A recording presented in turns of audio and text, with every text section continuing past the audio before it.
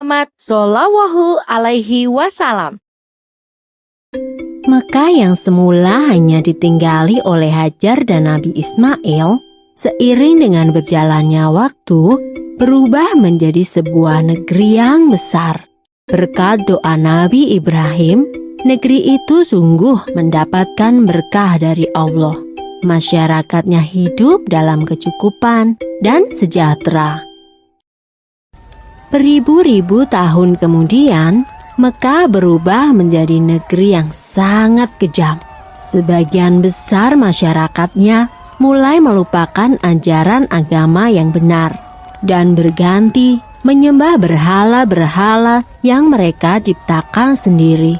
Di antaranya adalah Saman, Watan, Nusyun, dan masih banyak lainnya. Semua itu adalah Tuhan yang mereka ciptakan dari batu, kayu, ataupun logam.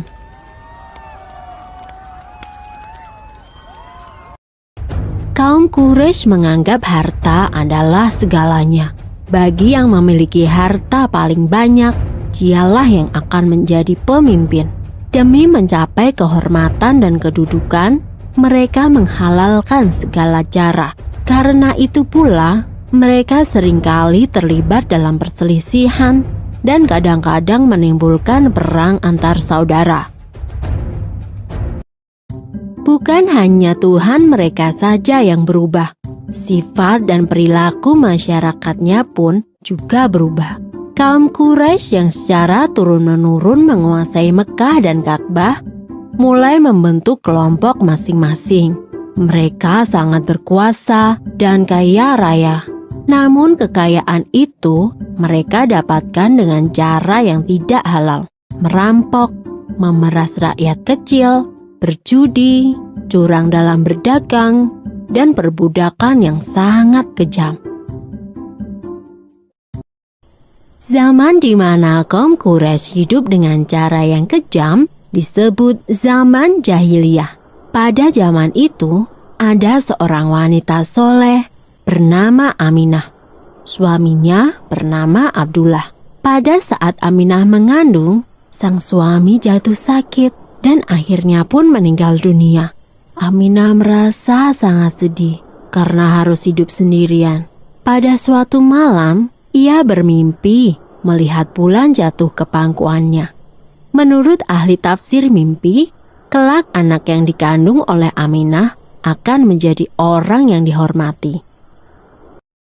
Mekah dan Ka'bah semakin ramai dan berkembang. Orang dari segala penjuru selalu berkunjung ke Mekah untuk beribadah dan juga berdagang. Kemajuan Mekah membuat Abrahah, seorang gubernur di Yaman, merasa kesal. Ia telah membuat rumah ibadah yang jauh lebih besar dan lebih megah daripada Ka'bah.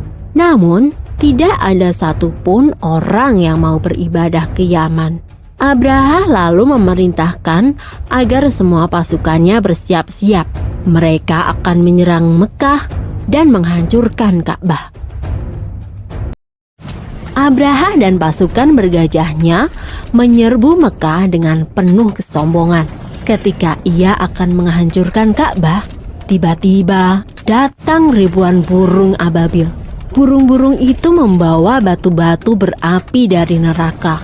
Kemudian, batu-batu itu dilemparkan ke arah pasukan gajah Abrahah. Dalam sekejap mata, pasukan Abrahah berhasil dikalahkan dan Ka'bah pun dapat diselamatkan.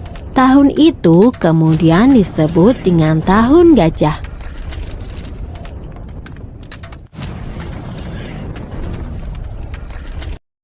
Pada Tahun Gajah itu pula, Aminah melahirkan putranya. Ia memberikan nama Muhammad, sebuah nama yang tidak lazim untuk anak-anak kaum Quraisy. Ialah Nabi Muhammad, nabi terakhir yang diutus oleh Allah. Ia dilahirkan pada hari Senin, 12 Rabiul Awal, Tahun Gajah. Selesai.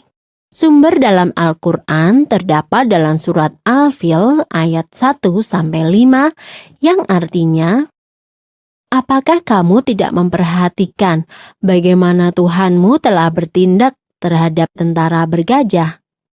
Bukankah Dia telah menjadikan tipu daya mereka untuk menghancurkan Ka'bah itu sia-sia? Dan Dia mengirimkan kepada mereka burung yang berbondong-bondong, yang melempari mereka dengan batu berasal dari tanah yang terbakar. Lalu Dia menjadikan mereka seperti daun-daun yang dimakan ulat.